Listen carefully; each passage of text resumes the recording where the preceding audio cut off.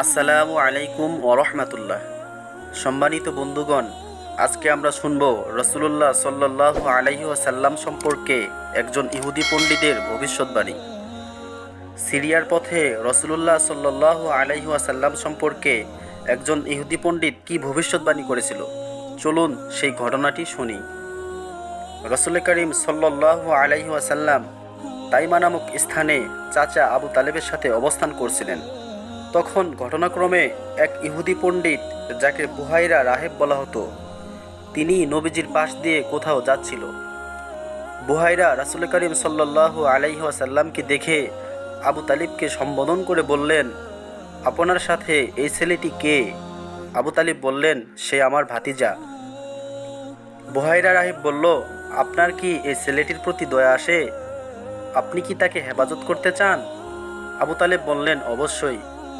এই কথা শুনে বুহাইরা রাহেব আল্লাহর নামে শপথ করে বলল, আপনি যদি তাকে শামে নিয়ে যান তাহলে ইহুদিরা তাকে হত্যা করে ফেলবে, কেননা এই ছেলেটি অদূর ভবিষ্যতে আল্লাহর নবী হবেন। তিনি ইহুদি ধর্মকে রহিত করে দিবেন। আমি আমাদের আসমানি কিতাবে তার বিভিন্ন গুণাবলী ও বৈশিষ্ট্য সম্পর্কে জানতে পেরেছি। এখন প্রশ্ন হলো, বুহাইরা রাহেব নবীজিকে কিভাবে চিনতে পারলেন?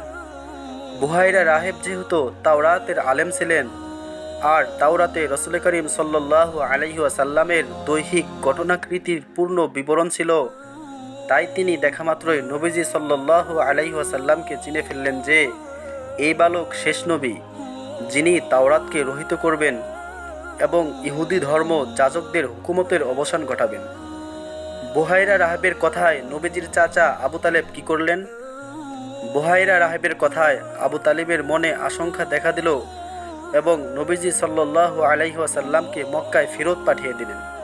সম্মানিত বন্ধুগণ, ঘটনাটি যদি আপনার কাছে ভালো লেগে থাকে তাহলে অবশ্যই একটি লাইক করবেন, এবং আপনি যদি চ্যানেলে নতুন হয়ে থাকেন তাহলে অবশ্যই চ্যানেলটি সাবস্ক্রাইব করবেন। ধন্যবাদ।